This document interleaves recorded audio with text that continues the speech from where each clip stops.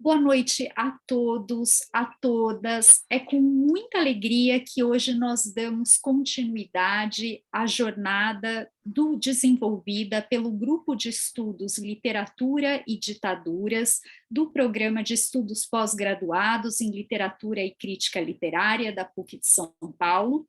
Nós já tivemos a oportunidade ontem de constituirmos uma mesa composta por escritoras e crítica em torno dessa relação das ditaduras do Cone Sul.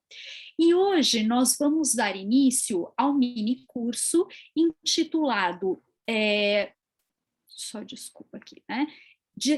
Literatura e Ditaduras, e hoje nós vamos estudar, conhecer um pouquinho mais da Isabel Allende e do Alejandro Zambra, que são escritores chilenos, né, e que, como conversávamos um pouquinho aqui antes de entrar, são autores muitas vezes desconhecidos dos leitores brasileiros, mas que, como poderemos ver, têm muito a dialogar também com os nossos autores.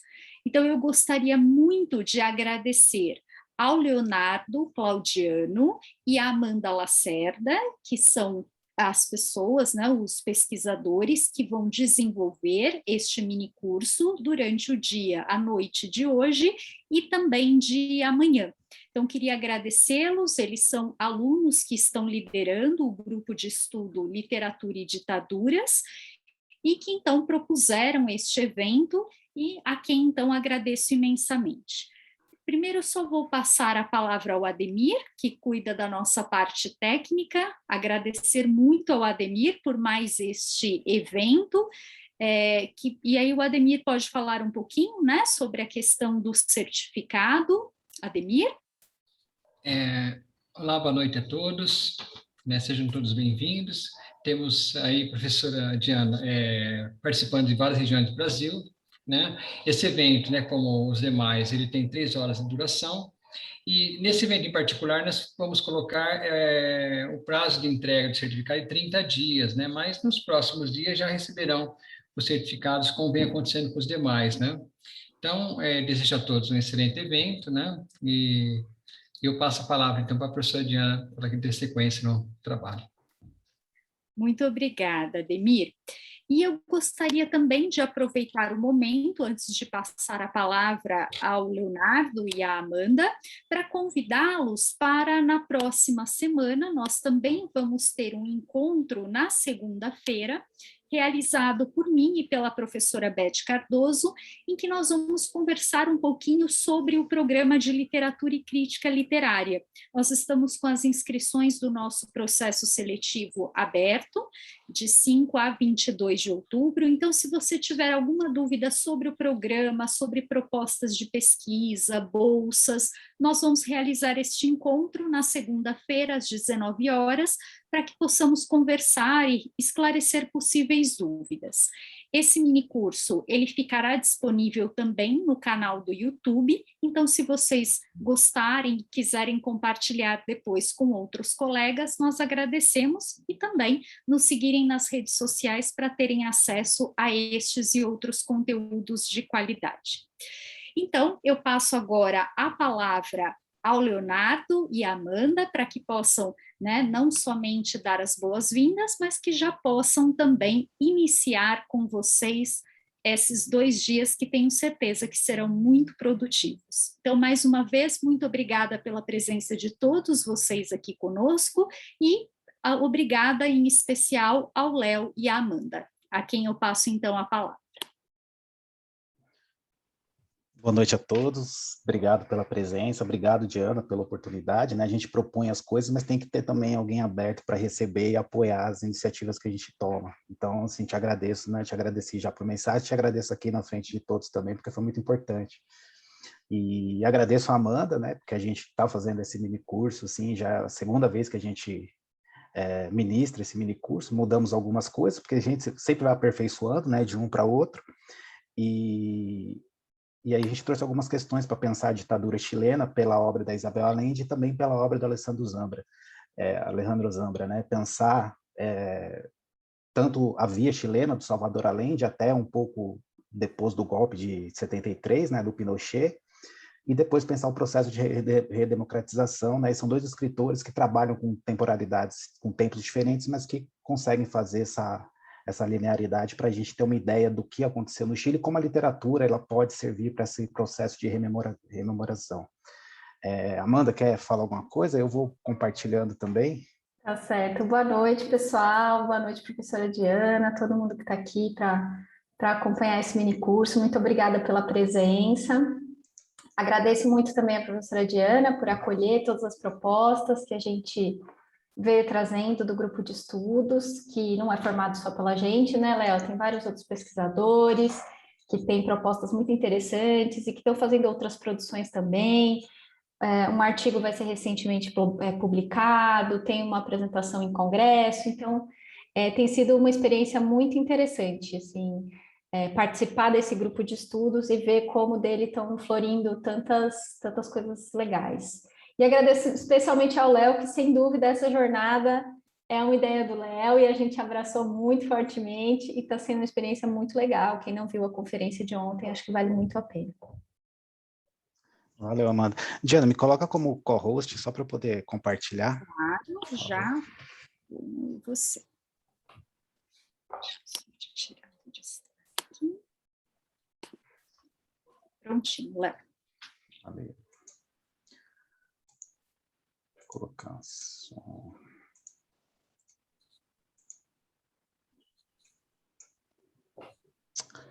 Só avisa se aparece, Amanda, se está certinho. Tá, até agora nada, mas Não? eu aviso. Ainda não. Agora acho que vai. Isso. Certinho. Então, beleza. Então, a gente nomeou, né? A gente batizou esse minicurso de Isabel Allende e Alejandro Zambra, Literatura, Memória e Ditadura Chilena.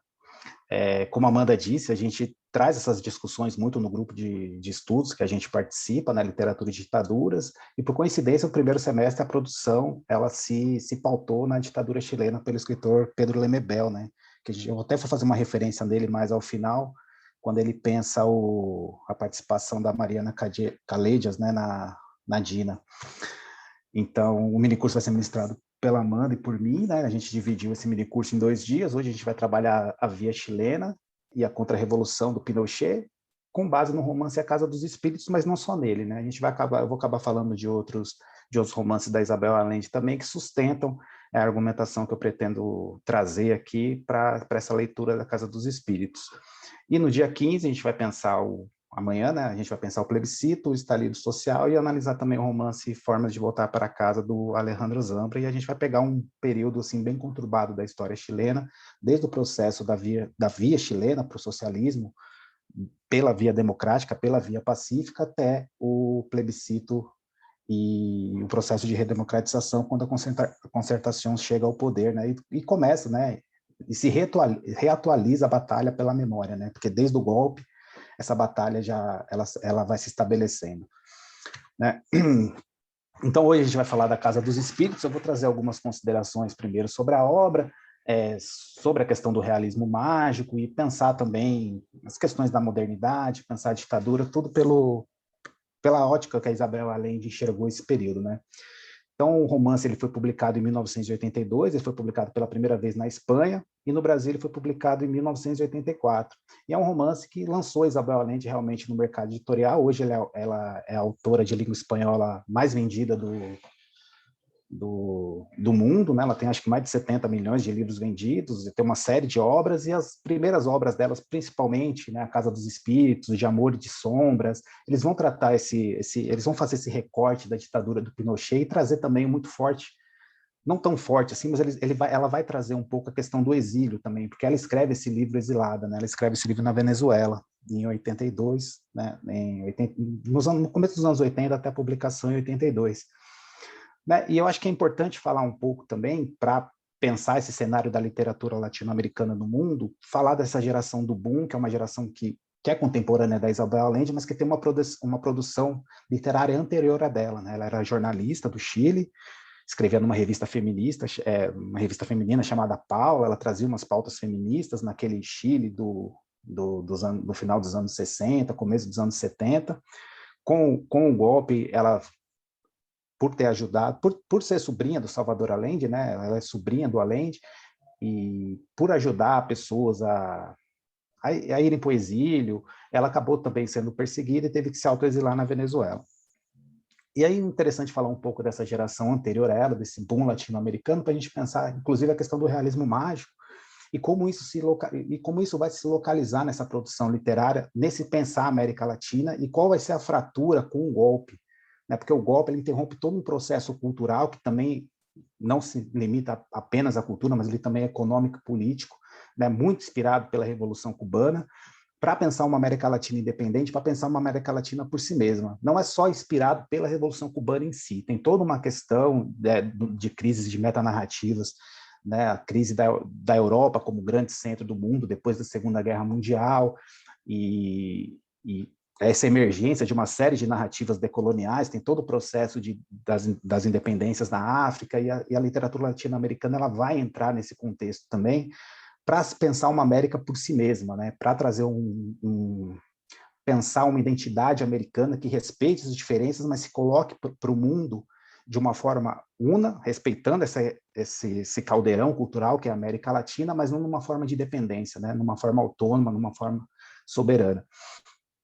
E esse boom da literatura latino-americana ela está muito relacionada com a qualidade dos escritores que participam desse movimento, né? Que é o Alejo Carpentier, o Gabriel Garcia Marques, Mauro Benedetti, o Juan Rulfo, o Onetti, o próprio Vargas Llosa também participa desse boom, assim, que tem uma entrada no mercado mundial muito grande, não só no mercado mundial, mas também no mercado latino-americano, e aí uma das contradições da modernidade periférica na América Latina, né, ao mesmo tempo que ela torna mais agudo os problemas socioeconômicos, né, com essa modernidade excludente que chega, essa modernidade periférica que não chega, mas ela também acaba expandindo o mercado livreiro, e também pela alfabetização. O Angel Rama vai trazer isso quando ele estuda essa literatura na América Latina. A própria alfabetização vai contribuir para que esses livros circulem, inclusive dentro do continente, não apenas fora dele, mas ele tem um alcance mundial, né? São escritores que também, alguns depois vão para o exílio, porque são escritores que também têm um posicionamento político muito firme, né? Porque o realismo mágico não é só trazer a naturalização do irreal. Eu anotei uma frase da Helena Marchand, que ela fala a naturalização do real ou a naturalização do irreal ou a sobrenaturalização do real, né, para trazer essa América mítica, essa América ameríndia, tribal, essa América negra para essa literatura, para pensar num pós-realismo dos anos 20 e 30, né, para entender essa nova realidade, pensando por nós mesmos, né, pensando pelo próprio continente. E não é só, assim, como eu disse, não é só a qualidade, não é só a forma da literatura, mas também é todo um projeto político e social que está envolvido ali, do escritor participar desses destinos dessa América Latina, né? Então, tem essas referências constantes ao realismo mágico, o interesse do continente também, despertado pela Revolução Cubana, pela própria via chilena, né? A Paloma Vidal, que ontem esteve na mesa, ela vai dizer que esse boom termina com o golpe de 73, e aí tem início uma literatura muito caracterizada pelo exílio, que vai ter umas características mais próprias, né? Tipo, a literatura do exílio é uma literatura um tanto quanto desesperançada, mas que também busca constituir uma saída para a história que está sendo vivida naquele momento, né?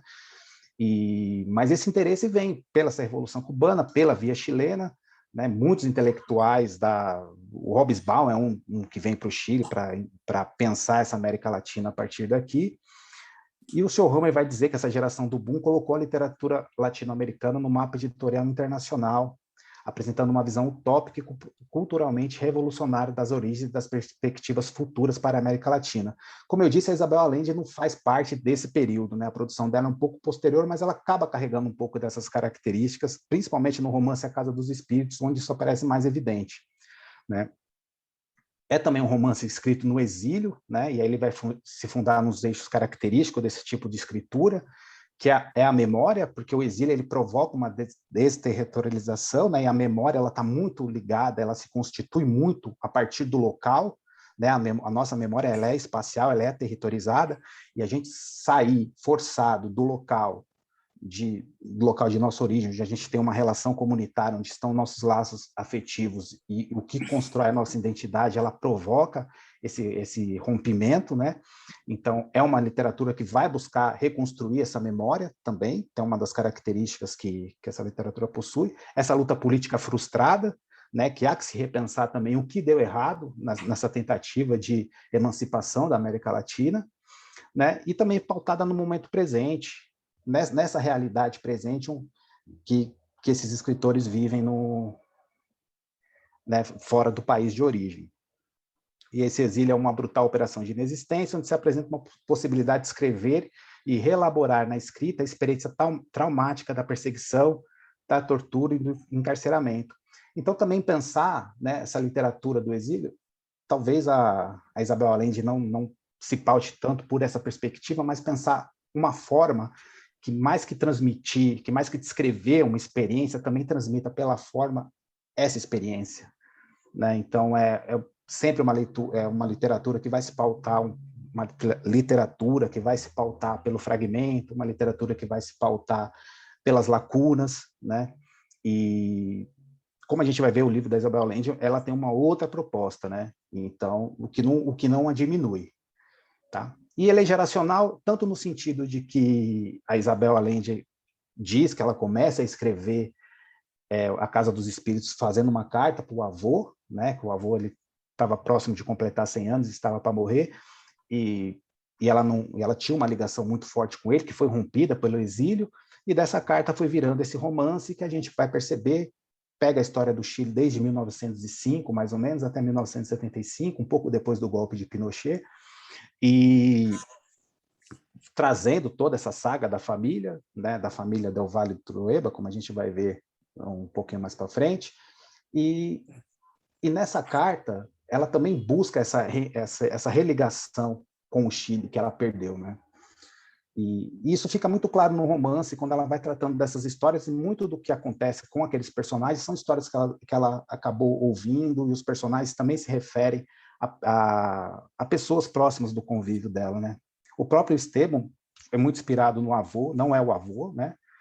Porque o Esteban tem uma personalidade autoritária e tal, mas a relação que ele tem com a Alba acaba refletindo um pouco da relação que a Isabel tinha com o avô. Esse é o mapa assim, esse é a árvore genealógica dos personagens, né? Tem uma série de personagens, alguns contribuem mais para o desenvolvimento da história, outros menos. Eu não vou falar de todos por conta do tempo, mas eu acho que um dos principais para a gente pensar é o Esteban Trueba, que é o grande patriarca da família, né? E como patriarca ele vai representar esse Chile rural, essa elite rural e oligárquica da América Latina, né? Ela fala especificamente do Chile, mas a gente pode pensar essa elite por toda a América Latina, que é extremamente autoritária, né? A gente tem a Clara, que vai trazer esse realismo, né? Esse realismo mágico para a narrativa, né? Essa parte da Clara, a árvore genealógica da Clara, assim, ela é muito ligada a esse mágico que irrompe no cotidiano, né? Esse sobrenatural que irrompe no cotidiano, e de uma forma, é um sobrenatural que irrompe no cotidiano de uma forma bem natural, que não causa nenhum tipo de estranhamento, né? Ele faz parte, né, do desenvolvimento da narrativa, ele faz parte desse olhar que se lança para essa realidade, né? A Clara, boa parte da história vai ser contada com base nos cadernos que ela deixou para Alba, né, que é a neta, que depois ela acaba encontrando esses cadernos, são os cadernos de anotar a vida, que é um nome muito bonito para se pensar um diário, né, cadernos de anotar a vida, e o Esteban ele também vai ser um narrador em primeira pessoa, e essa voz mais autoritária que aparece no romance, né, e é uma voz que, se a gente pensar os dois Chiles que vão se encontrar nos anos 70 de uma forma mais efetiva, assim, mais polarizado, a gente pode pensar o Esteban Trueba como a parte, pode pensar, não deve pensar o Esteban Trueba como essa parte conservadora, essa parte que vê marxismo em tudo, essa parte que conspira com a CIA, conspira com os donos de transportadoras para sabotar o abastecimento no Chile, pede o golpe para os militares, né? Então ela, essa voz mais autoritária e metálica que acaba, e muito calcada no real, né? Que acaba aparecendo na narrativa, e a Clara, pensando também o Marcos, que é o tio da Clara, que também é um personagem que fica pouco tempo no romance, assim, mas depois ele acaba sendo sugerido em todo momento, porque é através dos livros mágicos desse tio Marcos, que ele guarda num baú, que toda essa geração vai ser alfabetizada. E é muito interessante pensar isso, principalmente na figura do Pedro III, que eu vou me deter um pouco mais nele, para pensar como esse realismo mágico lida também com o marxismo e acaba criando uma terceira via não, que terceira via está hoje em dia enfim, acaba pensando uma outra saída, né, para esse dilema social que o Chile vai vivendo, né.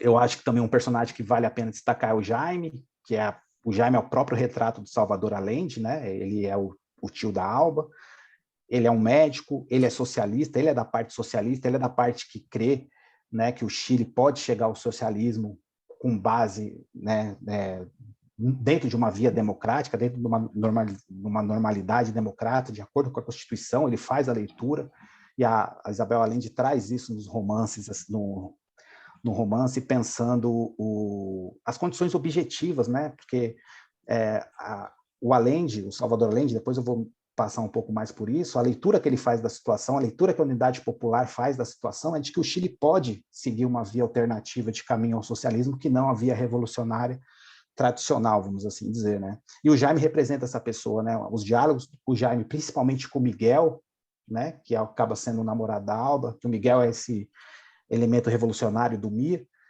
ele já acredita nessa via armada para a derrubada da burguesia, e os diálogos que ele estabelece vão mostrando, inclusive, as contradições da própria Unidade Popular, né? Depois eu vou me deter um pouco mais nisso, mas uma das questões, né? Uma das questões que a gente pode pensar é difícil dizer fracasso, mas usando fracasso na falta de um termo melhor, para esse fracasso da experiência chilena, é também as contradições que essa unidade popular traz dentro de si mesma. E o Jaime é um dos primeiros desaparecidos, né? Ele está no La Moneda, quando o La Moneda é bombardeado, e ele é torturado, ele é desaparecido, e é interessante a gente ver, interessante e triste a gente ver como a Amanda e a Alba, que são muito próximas a ele, elas não conseguem nem realizar a esperança de vê-lo de volta e nem realizar o luto, porque o corpo não aparece, né? Então, é como a gente pensa, assim, esse trauma que se abre, né? Esse luto que não se realiza, ele se representa muito na figura do Jaime, por ser esse primeiro desaparecido na narrativa da Isabel Allende. Outra personagem que vale falar também é a Alba, e ela é presa, ela é torturada, e a partir dela, do trecho final do livro, né, e ela é filha do Pedro Garcia com a Blanca, que é filha da Clara, tá? E a Alba, quando ela é presa e torturada, esse realismo mágico ele se ausenta um tanto da narrativa, né? Ele se ausenta da narrativa tanto quando o livro do Marcos é queimado, né, pela ditadura, quanto quando a Clara morre, né? Quando a Clara morre, é no mesmo momento que o Pinochet toma o La Moneda. E se a gente vê o filme, a representação do filme da Casa dos Espíritos de 92, 91, 92, mostra muito isso, né? O enterro da Alba, no mesmo momento que o Pinochet que o Salvador Allende está morrendo, assim, é muito bonita a imagem do filme, assim, para a gente pensar esse romance, para a gente pensar esse momento da história, né? E a partir desse quarto final do livro, quando a Alba assume mesmo a narrativa, começa a relatar a sua própria tortura, ele ganha um tom um pouco mais testemunhal. Eu não sei, a Nora disse ontem que a gente pode alargar, né, essa noção de testemunho, né? Mas aí depois a gente pode pensar um pouco nisso, se esse livro tem um tom de narrativa de testemunho mesmo, mas isso aí fica uma questão meio aberta, né, para a gente pensar. Como eu disse, o livro é pautado pelo realismo mágico, e mais do que, né, um recurso narrativo, ele tem todo um desenvolvimento político, né? Ele é uma postura política nessa América Latina que quer, mais uma vez, né, dizendo que quer se pensar por si mesma. Né? Esse daqui é um trecho da Paloma Vidal, que ela vai trazer muito Cortázar, né, para pensar a narrativa do exílio. Ela também vai fazer esse percurso do boom para o exílio, e é interessante pensar o livro da Isabel Allende nesse percurso, né, porque ela escreve no exílio, se apropriando do realismo mágico, né, e ela parece operar bem nesse limite, nessa divisa, né, de uma narrativa uma narrativa fronteiriça, né, que busca essa cultura latino-americana, mas ao mesmo tempo também busca se posicionar perante esse exílio. Então, vou ler, né? Dada a precariedade da situação socioeconômica na América Latina, concordava-se amplamente que não fazia sentido dissociar literatura e política. Usando livremente sua criatividade, os escritores estariam se comprometendo de imediato com a transformação do continente. A libertação, palavra de ordem e marca da originalidade da nova narrativa latino-americana, proporcionaria um tipo de engajamento muito mais profundo com a realidade do continente. Para Cortázar, o âmbito do escritor deixa de ser meramente estético-espiritual na medida em que a literatura se torna uma busca de nossas raízes autênticas e de nossa verdadeira identidade em todos os planos, do econômico ao político e ao cultural. O escritor passa a agir sobre a realidade com o objetivo de transformá-la através da representação original dessa realidade. O que se convencionou chamar de realismo mágico foi o estilo que encarnou essa originalidade. Né? E o livro da Isabel Allende ele vai se pautar assim, por essa temática desse realismo mágico. E aqui eu trago um recorte, tem vários, né?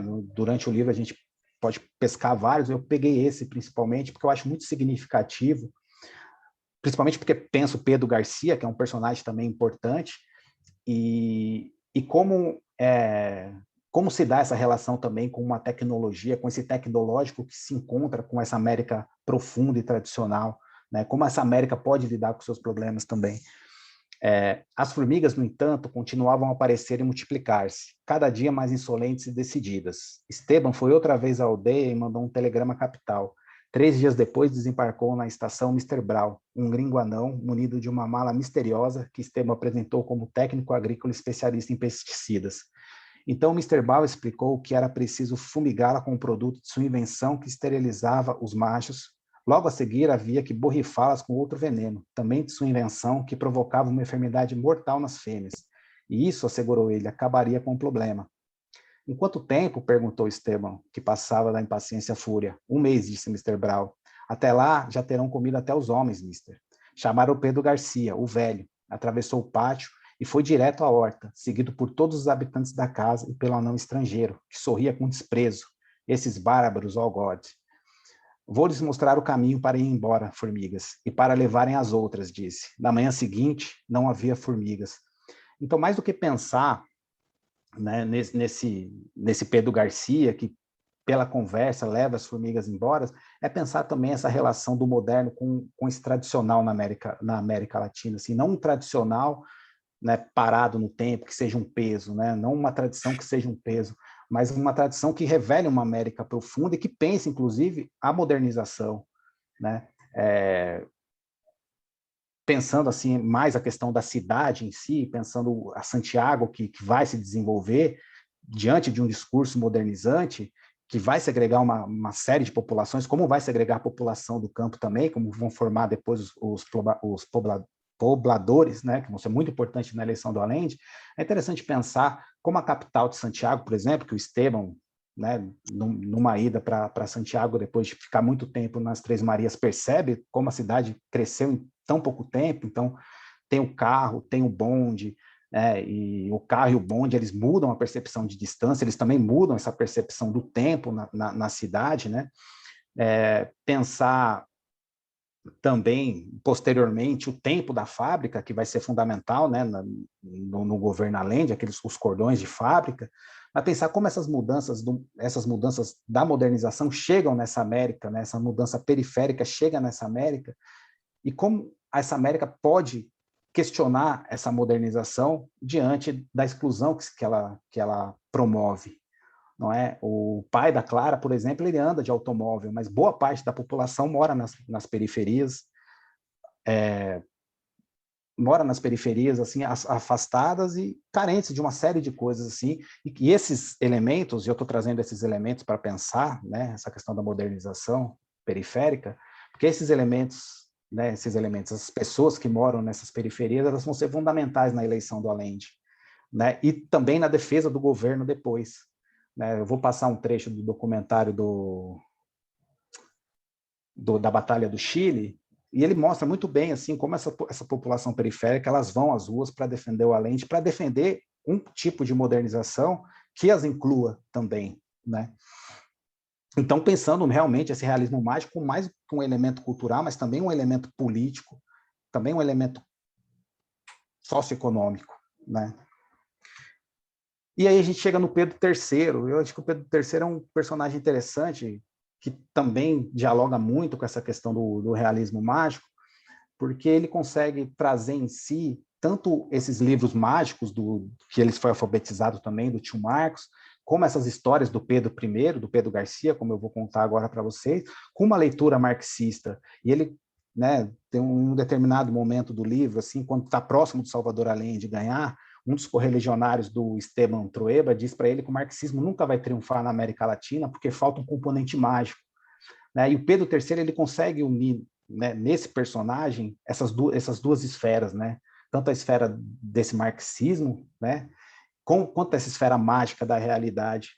E através das músicas, né, ele fica também dentro dessa proposta desses artistas de atuarem na realidade, né, pela arte, pela cultura, atuar na realidade, inclusive promovendo essas mudanças políticas e econômicas.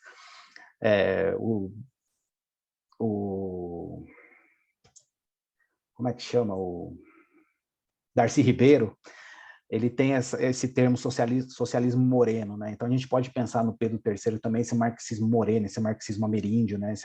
Esse marxismo dessa América Latina profunda, né? Então um dia Pedro Garcia, o velho, contou a Blanca e a Pedro III a história das galinhas que se puseram de acordo para enfrentar o raposo que todas as noites entrava no galinheiro para roubar os ovos e devorar os pintinhos.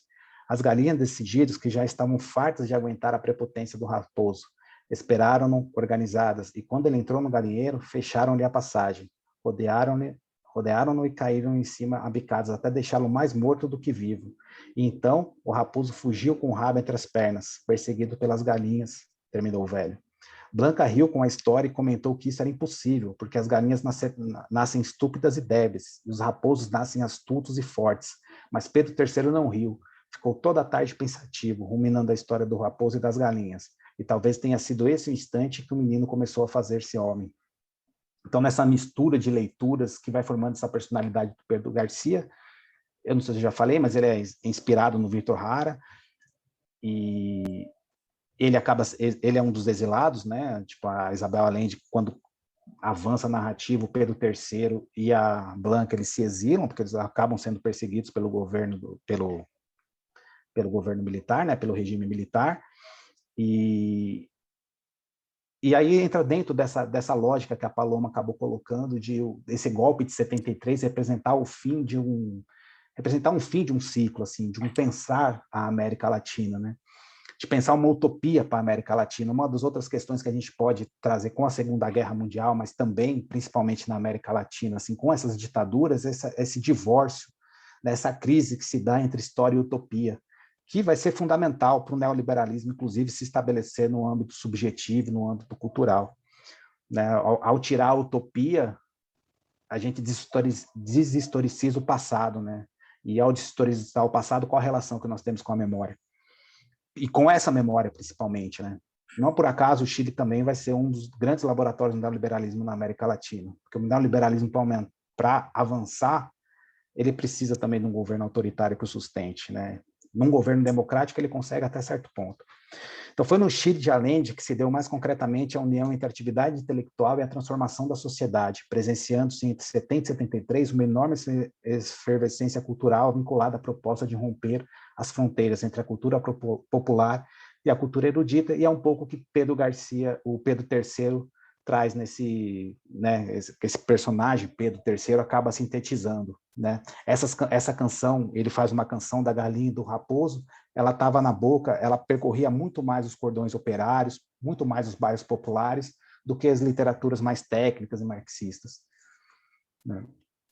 E aí, agora eu acho que eu tenho um trecho do documentário da Batalha do Chile, do Patrício Guzmán, que ele vai trazer justamente o momento do golpe do Allende, né? Então, são imagens da época, é um documentário bem interessante, ele tem disponível as 3 partes no YouTube, ele é um pouco longo, mas eu fiz um recorte aqui do 11 de setembro, para depois pensar como se chegou até esse 11 de setembro, tá? Vamos lá. Desde el Palacio de la Moneda, informaciones consignadas señalan que un sector de la marinería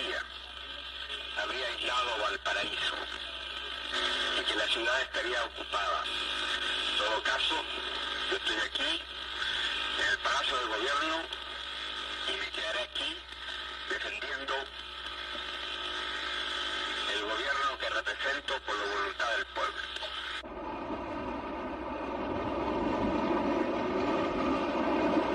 El 11 de septiembre, la Armada desencadena el golpe de Estado en el puerto de Valparaíso.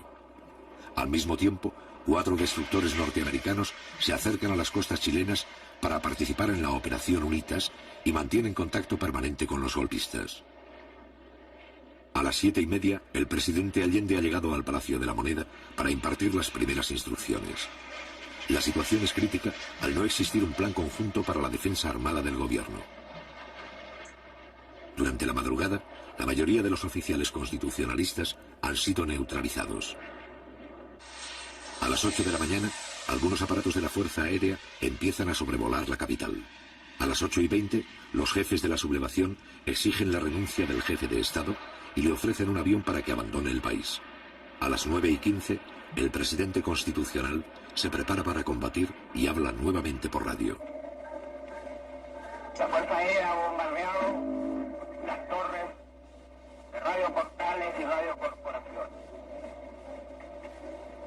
Ante estos hechos, solo me cabe decirle a los trabajadores, yo no voy a renunciar.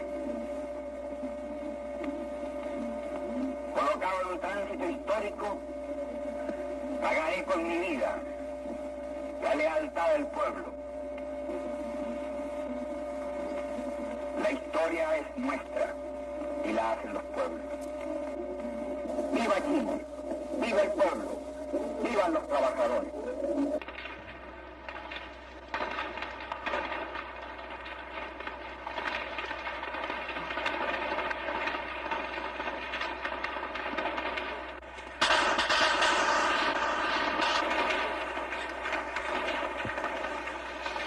Al cabo de algunas horas de resistencia, los militares envían a Salvador Allende un ultimátum. Si no se rinde, la aviación iniciará el bombardeo. Ante estos hechos, el primer mandatario deja en libertad de acción a la guardia del palacio, quienes hacen abandono del edificio. Junto al presidente Allende, que rechaza la rendición, permanecen 40 combatientes civiles dispuestos a enfrentar el ataque.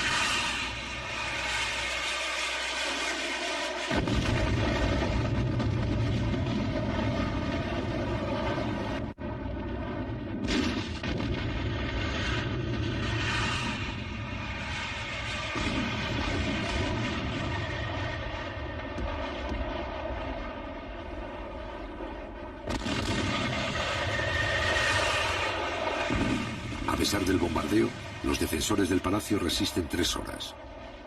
Al mismo tiempo, se producen pequeños combates en varios lugares de Santiago y provincias. A las 2:15 de la tarde, el presidente Allende muere en La Moneda.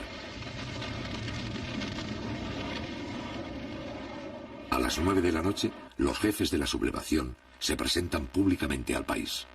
Las Fuerzas Armadas y de Orden han actuado en el día de hoy solo bajo la inspiración patriótica de sacar al país del caos que en forma aguda lo estaba precipitando el gobierno marxista de Salvador Allende.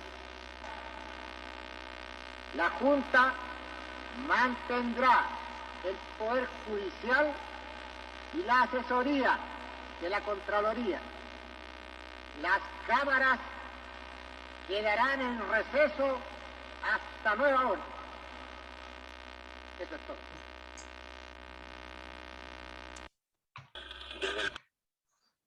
Então, né, pensar como se chegou a esse bombardeio na Moneda, pensar essa via chilena, que, como eu disse, né, como o Jaime, a Isabel Allende traz pela voz do Jaime, era a leitura que a UP tinha, inclusive no programa dela, né, que está disponível também para consulta na Biblioteca Nacional do Chile, tem digitalizado. Pelo programa, ela já coloca a leitura objetiva da situação, crendo ser possível uma chegada, a transformação do Chile, né, a mudança constitucional do Chile para o socialismo pela via pacífica, respeitando as liberdades democráticas, o pluralismo.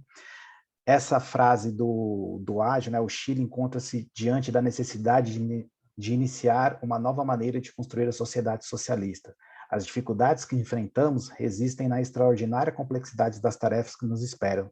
Institucionalizar a via política para o socialismo, criando a primeira sociedade socialista edificada segundo um modelo democrático, pluralista e libertário. Essa é a primeira mensagem do Salvador Allende ao Congresso, e quando ele reafirma, né, respeitar toda a Constituição para fazer essa transição para o socialismo.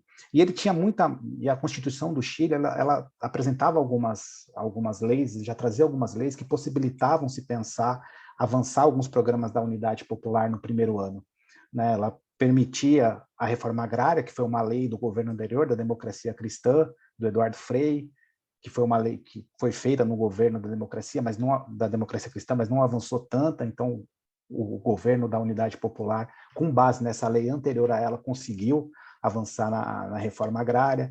Tinha uma lei de 1932 que ainda estava disponível na Constituição para fazer a nacionalização de uma série de empresas, a nacionalização dos bancos. A Unidade Popular comprou as ações da Bolsa, então também operou dentro da lógica democrática da burguesia, e também a nacionalização do cobre, que mexeu com uma questão muito nacionalista e foi aprovada pelo Congresso. Então, esses 4 primeiros pilares que a Unidade Popular se propôs, ela conseguiu fazer no primeiro ano, e os índices econômicos do Chile avançaram bastante, né? E parecia que a coisa, que muito ia andar. Mas aí, em 72, a situação começa a mudar. E era uma experiência inédita, né? Então, o Hobsbawm, ele esteve no Chile, o Ágio também, o Alberto Ágio, no livro Democracia, ele também acaba levantando essa questão. E o próprio Cortázar, quando ele vai na posse do Allende, ele também mostra, é uma experiência nova, cuja teoria e a prática elas vão caminhar lado a lado, né?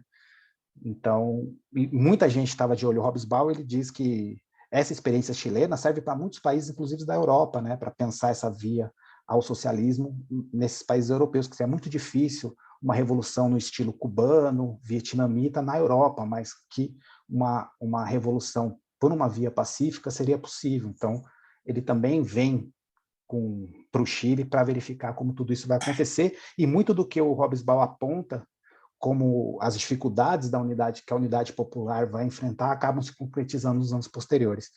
Então, Júlio Cortázar esteve presente na posse de Salvador Allende, pois considerava que a obrigação mais elementar de um escritor preocupado com a causa do socialismo era manifestar pessoalmente sua solidariedade com aquela grande e difícil experiência que começava num país do Cone Sul da América Latina, e o Cortázar, né, dentro desse movimento do boom, atuando, né, um intelectual atuante na realidade da América Latina. E a via chilena ela vai encontrar os seus limites, não é? O Alberto Ágio ele vai apontar principalmente as contradições da Unidade Popular. E a primeira vez que eu escutei o Alberto Ágio dando uma palestra acho que na UNB, né? Acho que a Amanda escutou também, e ele aponta muitos erros da Unidade Popular, e fica a impressão que o socialismo, ele, né, somente por conta da Unidade Popular que não houve o triunfo da experiência chilena. Mas aí depois, lendo o livro e aprofundando, ele acaba se desenvolvendo um pouco melhor, né? Pensar os limites da via chilena dentro da Unidade Popular é buscar outras formas de reproduzir essa experiência, de tentar reproduzir essa experiência e não descartá-la como impossível, né? Então, havia essas duas evoluções assim que o Peter Wynne acaba colocando, uma vinda de cima e outra vinda de baixo. A vinda de cima é essa que eu já falei, que aponta essas questões da nacionalização, que aponta a nacionalização das fábricas, dos bancos e a reforma agrária. E essa revolução vinda de baixo é a que torna mais agudo todas essas questões, principalmente a reforma agrária e a posse das fábricas, não é?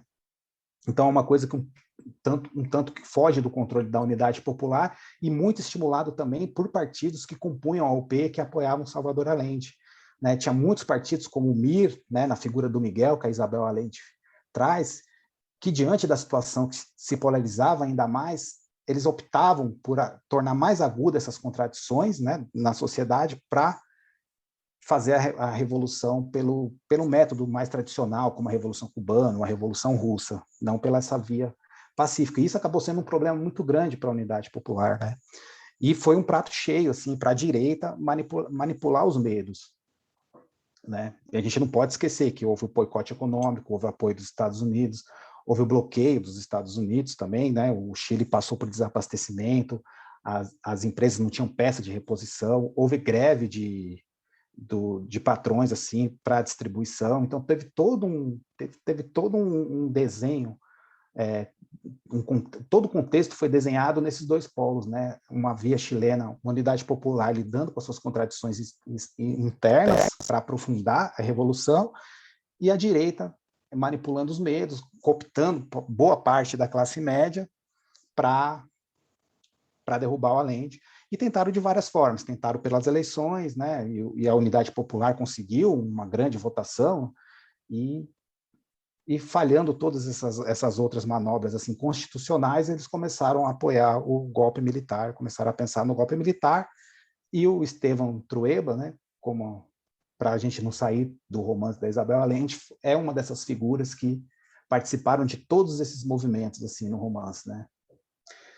E aí a Isabel Allende vai trazer, né? Depois, quando o romance começa a focar num realismo mais social, assim, né? Quando esse elemento mágico vai fugindo um pouco do romance com a morte da Clara, ela vai trazendo muita coisa do que a gente conhece pela historiografia, pelas notícias da época, né? No começo de 73, o Chile parecia um país em guerra, o ódio gerado na sombra dia após dia desembocara em greves, sabotagens e ações terroristas, das quais se acusavam mutuamente extremistas da esquerda e da direita.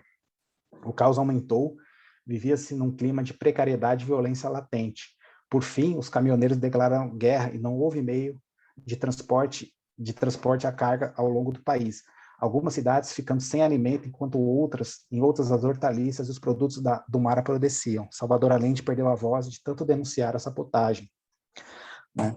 E aí o Hobsbawm, num texto que ele escreve logo depois do golpe de 73, ele escreve no calor do momento, ele aponta uma série de questões, assim.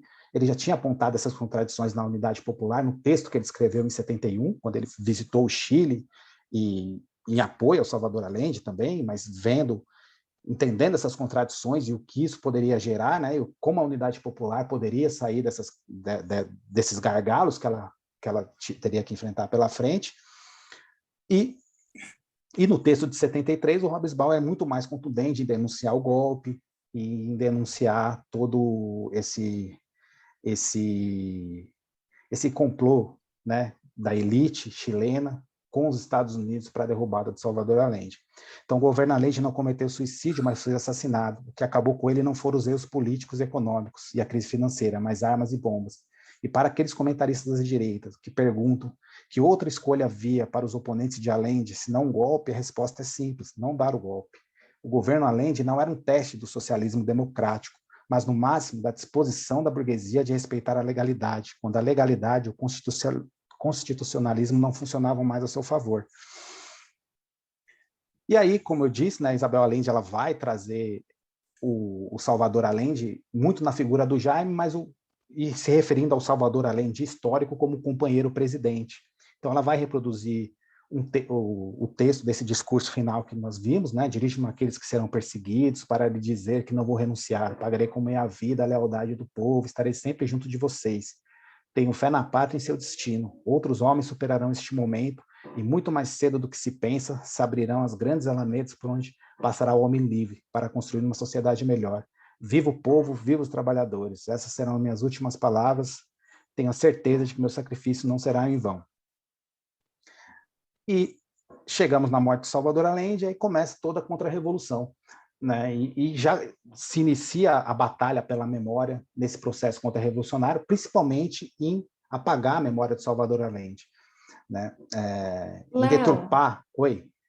Queria só aproveitar que você concluiu a sua fala aí sobre o processo da via chilena para fazer a indicação de um outro filme, que é um filme dessa vez de ficção, que se chama Machuca. É um filme que atualmente está disponível no Netflix e tem crianças como protagonistas vivendo justamente esse momento, né? Então, é pelo cotidiano das crianças que vai ficando evidente todas essas contradições, todas essas disputas que você bem descreveu aí do ponto de vista histórico, né? Mas é deslocado para esse olhar infantil que a gente vai tomando contato com tudo o que está em jogo na via chilena, né? E o filme acaba aí próximo da Contra-Revolução, que é o que você vai começar a destrinchar agora. É um filme muito bom, que eu super recomendo. Esse filme é ótimo mesmo. E aí começa essa batalha da memória, né? Começa essa contra-revolução do Pinochet.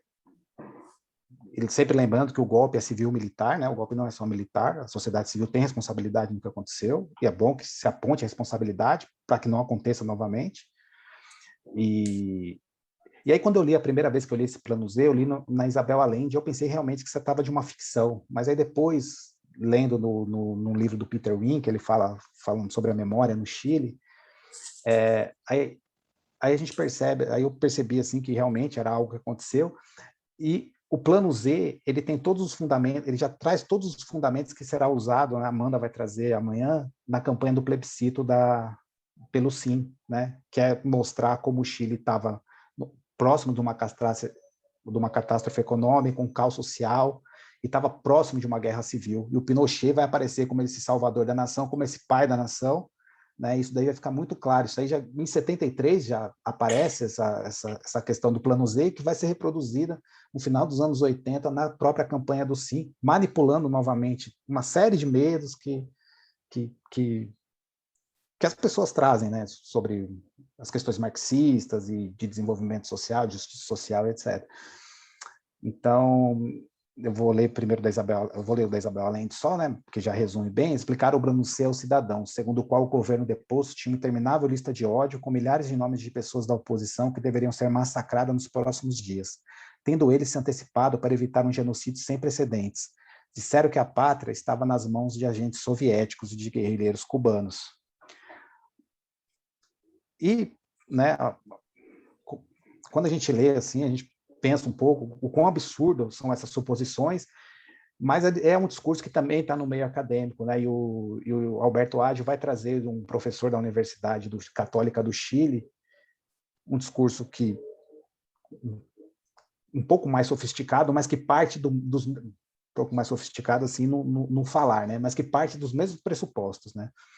Então, reproduzindo os argumentos da junta militar que assumiu o poder após o golpe, Gonçalo Santamaria, professor de filosofia do direito da Universidade Católica do Chile, justificou num discurso que se tornaria comum nessa América Latina assolada por golpes, que as Forças Armadas e os carabineiros decidiram tomar o governo para restabelecer a ordem, a justiça e a paz entre os chilenos. O mais impressionante, entretanto, é a sua espantosa frieza, ou até hipocrisia, ao dar a sua versão sobre o fecho da experiência chilena.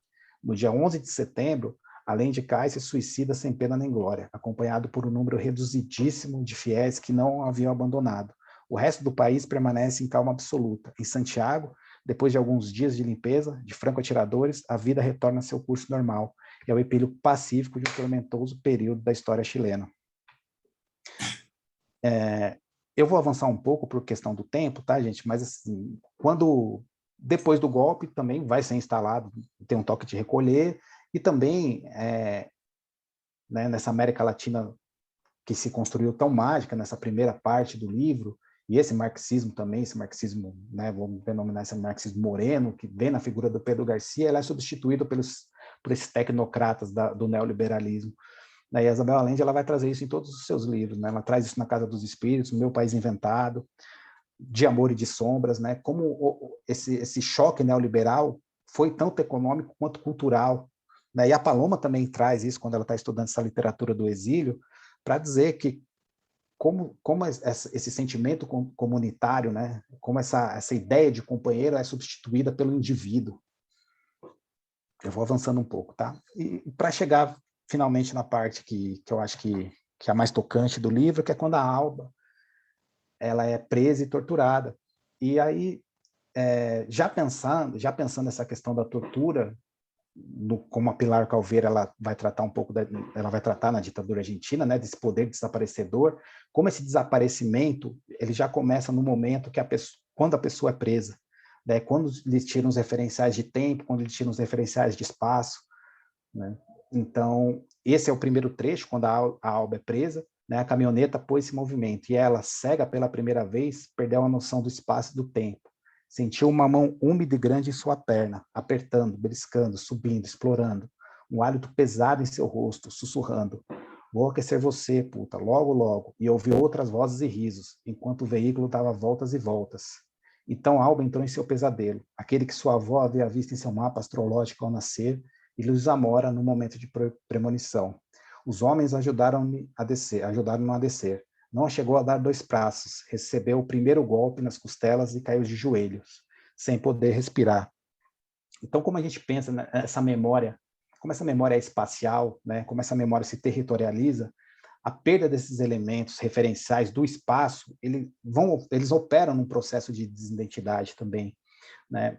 Tanto que a Pilar Calveira ela vai apontar isso, né, quando, né, a partir do momento que a pessoa cai nas mãos desse poder desaparecedor, ela já começa esse processo de desaparecimento, e a Isabel Allende também vai trazendo isso na ditadura chilena. Eu vou procurar estabelecer o diálogo entre a Allende e a Pilar Calveiro, lembrando que a Pilar Calveiro está falando da Argentina, a Isabel Allende está falando do Chile, e ficcionalizando, né?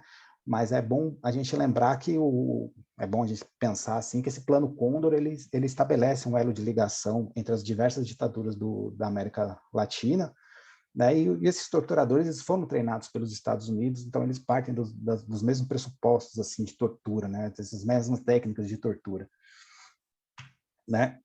E aí um trecho da Pilar Calveiro do livro Poder e Desaparecimento, que é ótimo assim para a gente pensar essas questões. A nudez, o capuz que escondia o rosto, as ataduras e mordaças, a dor e a perda de todo o traço pessoal eram signos da iniciação nesse mundo em que propriedades, normas, valores e lógica do exterior pareciam cancelados, onde a própria humanidade ficava suspensa. A nudez e o capuz do prisioneiro aumentavam seu aspecto indefeso, mas expressam igualmente a vontade de torná-lo transparente, violar sua intimidade, apropriar-se de seu segredo, vê-lo sem que possa se ver, que está por trás da tortura e constitui uma das normas da casa. O capuz e a consequente perda da visão aumentam a insegurança e a desorientação do prisioneiro, mas também lhe tiram seu rosto, apagam-no. A Pilar Calveira é interessante que ela trabalha a desumanização, essa desumanização do prisioneiro, essa despersonalização desse campo de concentração, né, esse campo concentracionário, desde o momento da prisão, né, sempre ressaltando, mas ela também vai analisar a lógica dos torturadores, assim, como a despersonalização do preso também traz nesse torturador, para esse torturador, ele não está lidando com um ser humano, né? Não está lidando, então ele pode violar de qualquer maneira.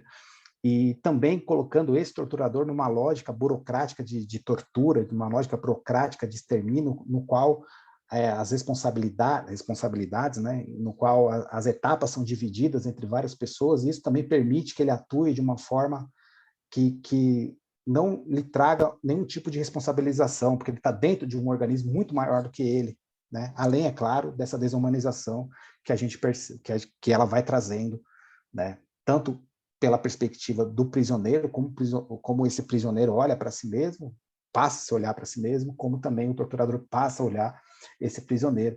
Então, esse processo de despersonalização vem da nudez, vem do capuz, e o capuz também é essa perda de local, essa perda da referência externa. E a tortura também vai operar nesse mesmo processo, né? Então, a tortura perseguia, portanto, qualquer informação que servisse de imediato, mas precisava também arrasar toda e qualquer resistência dos sujeitos. O eixo do mecanismo desaparecedor era a obtenção da informação necessária para multiplicar os desaparecimentos até acabar com o inimigo. O tormento marcava um fim e um começo para o recém-chegado. O mundo ficava para trás e a frente se abria a incerteza do campo de concentração. Até uma hora antes tinham vida, ao desaparecer já não a tinham, explicava o suboficial Vilarino a respeito desses mortos que caminham. Isso também é uma coisa que ela traz, que é pensar esse poder de vida e morte que o poder torturador tem sobre os presos, tem sobre a sociedade no total, né? Porque é um medo que é uma forma de se mostrar e ao mesmo tempo se esconder, que deixa tudo em suspenso, né? E opera na disseminação desse medo. Eu vou trazer esse depoimento da Graciela Delau também, ele é curtinho, tá? Eu estou avançando um pouco para dar tempo da gente conversar alguma coisa, tá, gente? Y algunas veces llamándonos a algunos prisioneros y prisioneras diciendo que nos teníamos que preparar para salir. Y yo fui una de las seleccionadas para esa situación. Bueno, nos sacaron a varios, a mí me subieron a un Peugeot 504 verde musgo, salimos de la ESMA y fuimos por la calle Republiquetas, recuerdo, hasta la avenida Cabildo. Y cuando llegamos a la avenida Cabildo, una avenida importante de la ciudad de Buenos Aires, yo no podía creer lo que estaba viendo. Simplemente se estaba gritando Argentina, Argentina y celebrando que había terminado un mundial y que la Argentina que vivía bajo dictadura, había resultado victoriosa. Y entonces, en ese micromundo que era ese auto, sí, yo sentía que me asfixiaba, que la cabeza me iba a estallar. Entonces le pedí permiso a Febres, que era el jefe de la columna, como se decía en ese momento, que me dejara parar para mirar, como ese auto tiene una puertita que se abre en el techo, que yo quería mirar. El tipo me autorizó, yo me paré en el asiento y ahí ya mirando directamente, sin vidrios, mirando esa multitud, tuve otra certeza similar a la de que si ellos ganaron, nosotros perdimos, que fue: si yo me pongo a gritar que soy una desaparecida, nadie me va a dar pelota.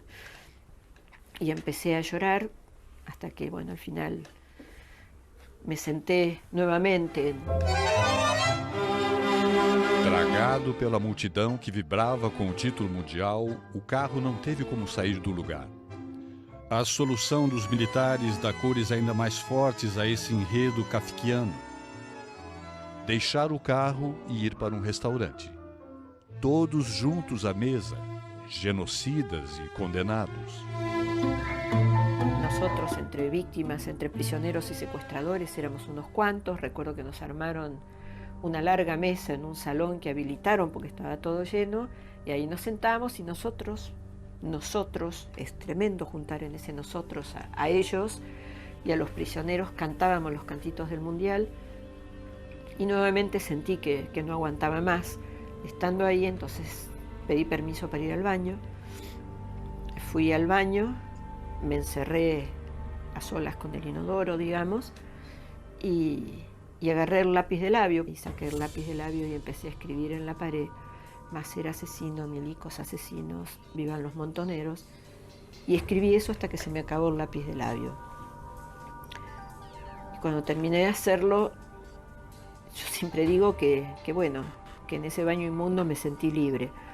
Pero bueno, volví a sentarme a la mesa, y ahí en la mesa volví a ser la prisionera, el 008, que era desde el 18 de octubre del 77, porque y algunas veces. Então,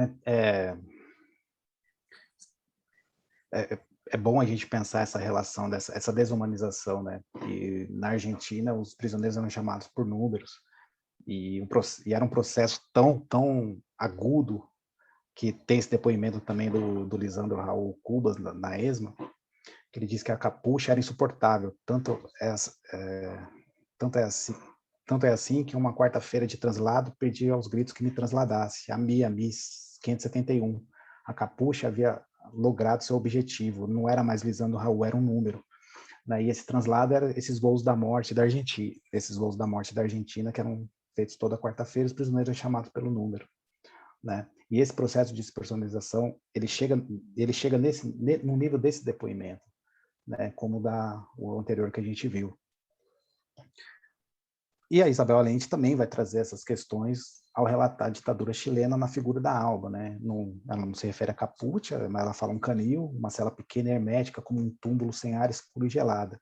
Havia 6 ao todo, construídas com espaço de castigo numa cisterna vazia. Eram culpados por períodos mais ou menos curtos, porque neles ninguém resistiria muito tempo, no máximo poucos dias, antes de começar a divagar, perder a noção das coisas e o significado das palavras, e sofrer a angústia do tempo, ou simplesmente começar a morrer. No início, encolhida em sua sepultura, sem poder sentar nem tentar, apesar de seu pequeno tamanho, Alba defendeu-se da loucura. E como Alba vai defender-se dessa loucura?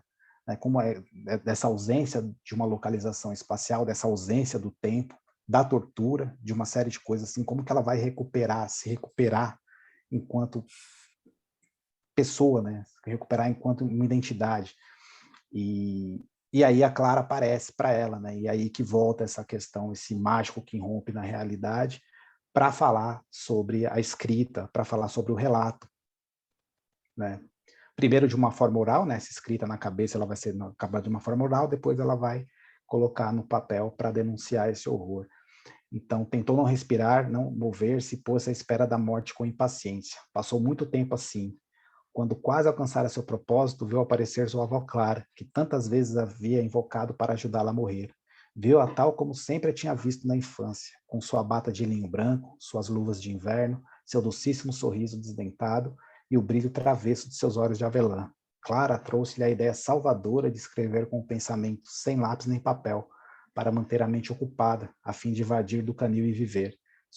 Sugeriu-lhe até que escrevesse um testemunho que algum dia poderia servir para trazer à luz o terrível segredo que estava vivendo, e assim possibilitar ao mundo conhecer o horror que ocorria paralelamente à existência pacífica e ordenada dos que não queriam saber, dos que podiam manter a ilusão de uma vida normal, dos que se permitiam negar que estivessem flutuando numa balsa em meio a um mar de lamentos, ignorando, apesar de todas as evidências, que a poucos quarteirões de seu mundo feliz estavam os outros, os que sobreviviam ou morriam no escuro. E isso ganha um grau ainda mais perverso quando a gente pensa no conto do Pedro Lemebel, né, que a gente trabalhou no primeiro semestre, na casa da Mariana Caledias, porque o porão era um porão de tortura, enquanto o salão recebia para festas, assim, né, uma distância muito pequena entre esses dois universos, uma alienação imensa e uma perversidade imensa também, né, como o depoimento que eu trouxe, né, a Argentina campeã do mundo, todos comemorando, e ela presa dentro do carro, né, que os militares resolveram levá-la para passear, para ver a rua, para comemorar o título da Argentina, e ela não podia fazer nada, porque estava na mão deles, porque tem esse poder de vida e morte também, né, e todo um entorno que é negável, tanto que ela fala, se eu gritar desaparecida, desaparecida, ninguém vai se importar, né, e a ESMA é perto do estado do River Plate, onde ocorreu a final do Mundial de 78.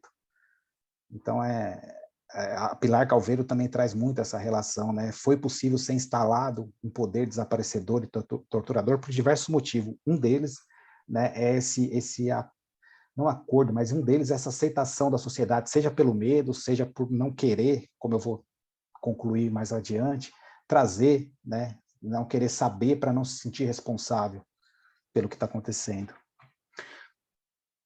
Isso daí é o começo do livro, quando ela já dá a pista de quem está narrando, que é a Alba, né, que vai narrar de acordo com os cadernos da Clara. E são esses mesmos cadernos, essa mesma aparição em espírito, que vai permitir que ela sobreviva à tortura. Assim como, né, a relação que ela vai estabelecer com outras presas, e que é coisa que a Pilar Calveiro também faz, né, desse processo de desumanização, como que a gente busca se reumanizar, né, como a gente busca tomar posse de si novamente. Ela vai pegar o depoimento de alguns presos para mostrar essas questões. E aí, Jean-Marie, para finalizar, tá, o próximo slide é o último, não esquecer dos mortos, dos vencidos, não calar mais uma vez as suas vozes, que é justamente essa relação da escrita, né, de como a gente constrói, através desse rastro que se deixa, dessas ausências, desses desaparecidos, como a gente traz de volta, como a gente dá novamente essas vozes, né, pela literatura e também pela história. A história aprendeu muito com a literatura e com a memória a trabalhar a lacuna, né, a incorporar a lacuna na sua própria escrita, não querer preenchê-la, simplesmente preenchê-la, né, buscar, evidente, mas aceitar nesse seu processo, nessa investigação historiográfica, na escrita historiográfica, porque sempre que a gente se aproxima de uma fonte, como a literatura, ou como a história, ou como a memória, as questões dessa fonte também vão refletir na escrita e no posicionamento do historiador, que deve ser sempre um posicionamento, como Walter Benjamin diz, né, um posicionamento ético-político, né, ele deve se colocar, como o Benjamin se colocou. E aí eu acho que essa responsabilidade que esse tipo de narração, que esse tipo de narrativa nos chama, né, a Nora, como eu disse ontem, a Nora ela acabou, eu vou ler, está um pouco grande o slide, mas assim, ele faz muito sentido assim, para a proposta, para como a gente pensou essa jornada, inclusive. Né? Como a Nora disse ontem, assim, alargar, pensar outras formas de testemunho, né?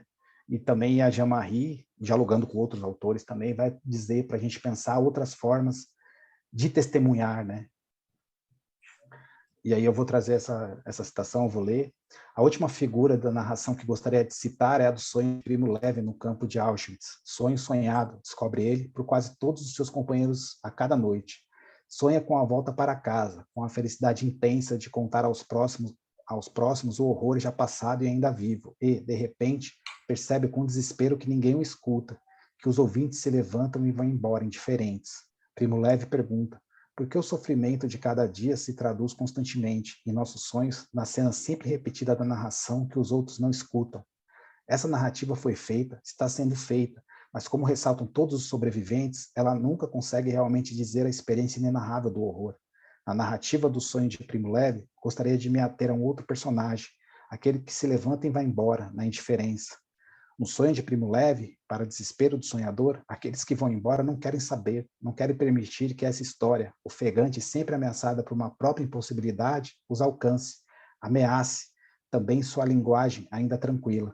Mas somente assim essa história poderia ser retomada e transmitida em palavras diferentes. Nesse sentido, uma ampliação do conceito de testemunha se torna necessária.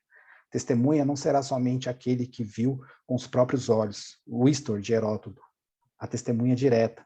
Testemunha também seria aquele que não vai embora, que consegue ouvir a narração insuportável do outro e que aceita que suas palavras levem adiante, como no revezamento, a história do outro, não por culpabilidade ou por compaixão, mas porque somente a transmissão simbólica, assumida apesar e por causa do sofrimento indizível, somente essa retomada reflexiva do passado pode nos ajudar a não repeti-lo infinitamente, mas a ousar esboçar uma outra história, a reinventar o presente.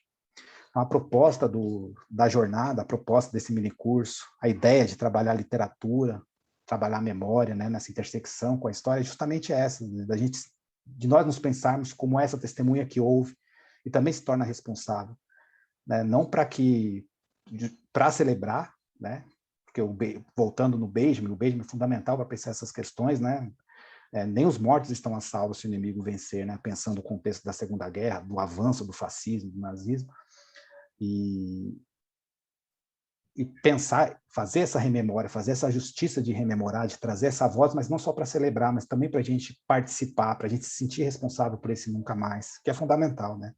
O compromisso da história, esses compromissos que a gente assume da história, da literatura, da memória, caminham nesse sentido, e acho que a jornada a gente pensou, né, Amanda, um pouco nesse sentido, assim.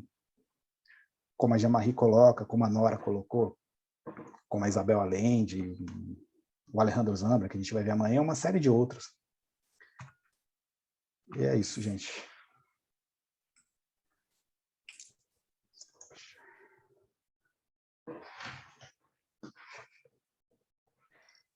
Léo, a gente vai ampliar no encontro de amanhã, né, esse entendimento, né, algumas perspectivas sobre a questão do entendimento do conceito de memória, né, do quanto ele está intrinsecamente ligado com o presente, apesar do senso comum reforçar a ideia de que a memória é algo do passado, né, que é algo cristalizado.